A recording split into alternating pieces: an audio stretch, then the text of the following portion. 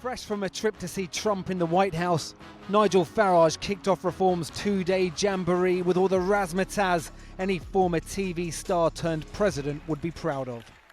We are all ships rising on a turquoise tide, headed ever closer towards winning the next general election. This was a speech brought forward by 3 hours to pounce on the resignation of the Deputy Prime Minister. This government is deep in crisis. And because of that, his key message to both his party and the public: get ready. The next general election is not due until 2029. But let me tell you, I think there is every chance now of a general election happening in 2027, and we must be ready for that moment. Reform insiders say this is a moment they stop being a party of protest and become a prospective party of government. The membership has swollen to 240,000, and many of them, they say, voters that other parties simply cannot reach. You're about 30 years too young to be at a party conference, aren't you? 30 years too young? Well, no, I mean, everyone's getting onto it now. May I ask, who had you voted for in the past? I didn't. Had you ever looked at politics beforehand? To be honest, no.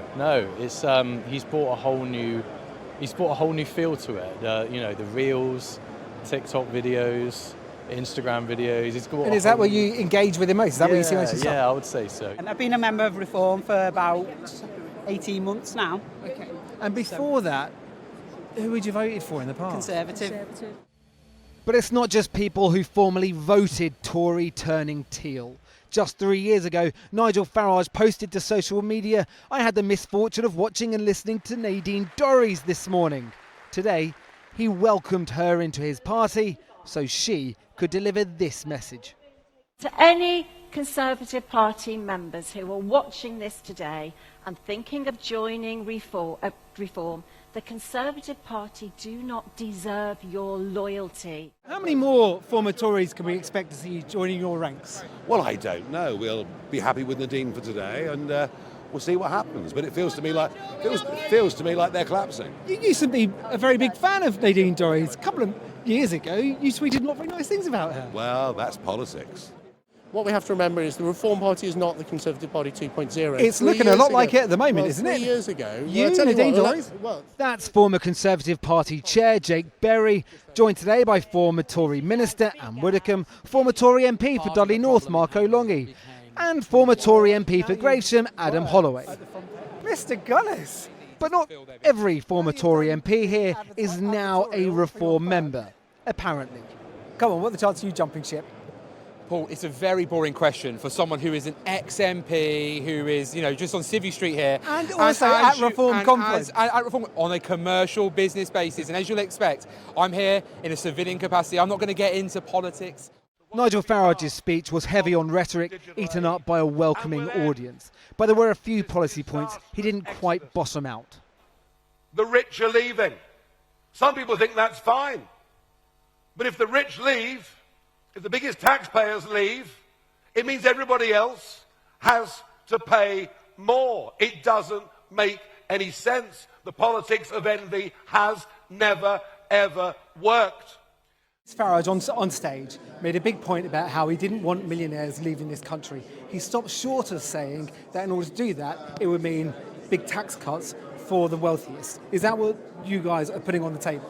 What we've said is we've got to, because of the state of the finances, we've got to cut the massive amount of wasteful spending, cutting those daft regulations, and yes, then you can have tax cuts that we've earned. Mr. Farage also said should he become Prime Minister, his party needs experience and expertise. A point we put to Reform's 19-year-old leader of Warwickshire County Council.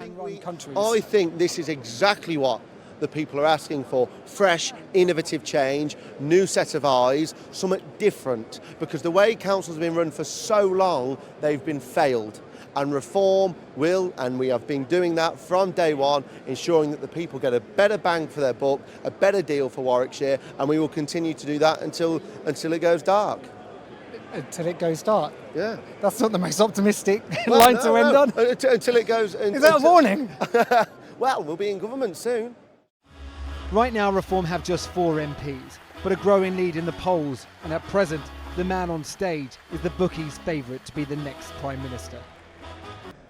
This is one of the very few occasions Nigel Farage will be happy that someone else has stolen some of his limelight. There was unadulterated glee here when the Angela Rayner news broke early on. This is a party that's capitalising. Now, both Labour and the Conservatives will be looking at the scenes here nervously, because throughout the course of today, this has been one of the most packed party political conferences I've been to in recent years. It's still going on. The festivities actually ended about 2 hours ago. And the vast majority of people are not people with long-standing political affiliations, they're not corporates, they're ordinary people who put their own hands in their own pockets and pay to be here with their own money. Now, on the flip side, lots of people have pointed out, well, Reform having problems attracting big corporates and their big checkbooks. JCB are here, Heathrow are here, they're some of the very few. But I have bumped into lobbyist after lobbyist, and almost to a person, they're saying the same thing. All of this looks far more professional than expected. This is a party they're going to have to take more seriously. Paul McNamara. Well, a short while ago, I spoke to Reform UK's chairman, David Bull. There are lots of questions about Nigel Farage's tax. Should he be totally transparent and explain what he's done with the stamp duty on his constituency home and why he takes his income through a company rather than PAYE?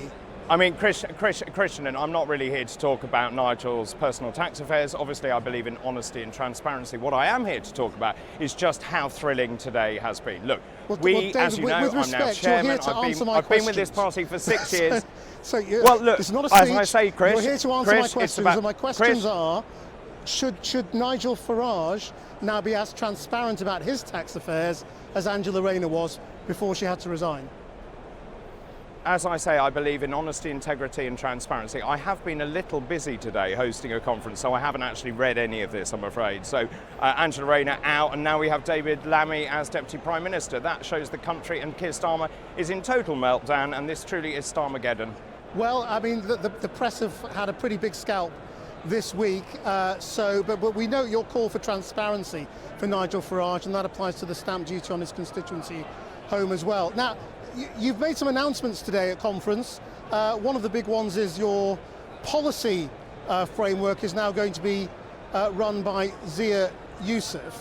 When are you going to start putting out your policies?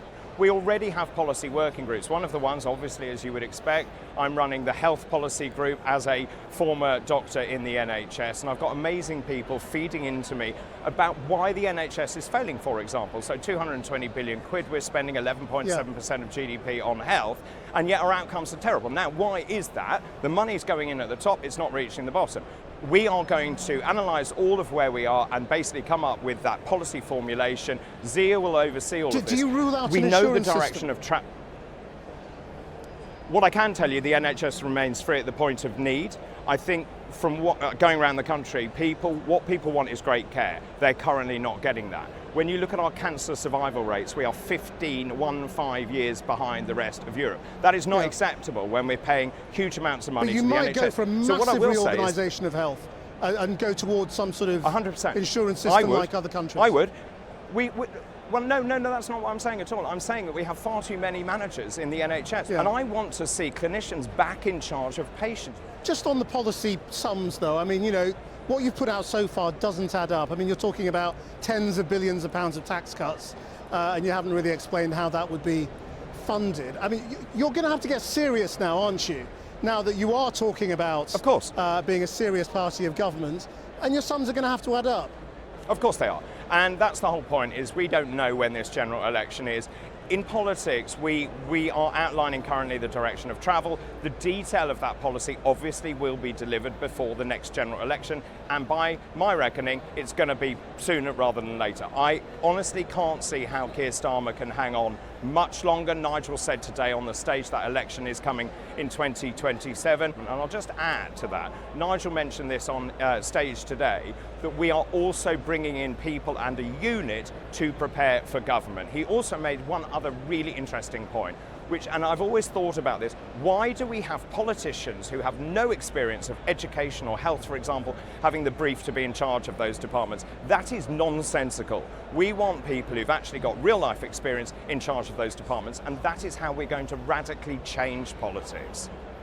Right, just finally, I mean, you say you're sort of about new ideas, but I mean, you're also about sort of bringing in old retreads like Nadine Dorries. I'm not sure I'd call her that.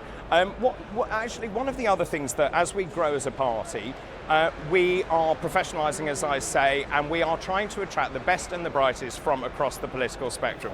So one of the things that's levelled at me is that all your voters are elderly. There's nothing wrong with that, but actually 60% of our voters are under the age of 50. Actually, half of Labour voters are also going to vote for us. So we are bringing in people from the left, from the right. Nadine Dorries, very welcome as well. We've got loads of other people who've come in as well already. We're seeing them coming across. As chairman, though, my role is to say who I want and who I don't want. David Bull, thank you very much.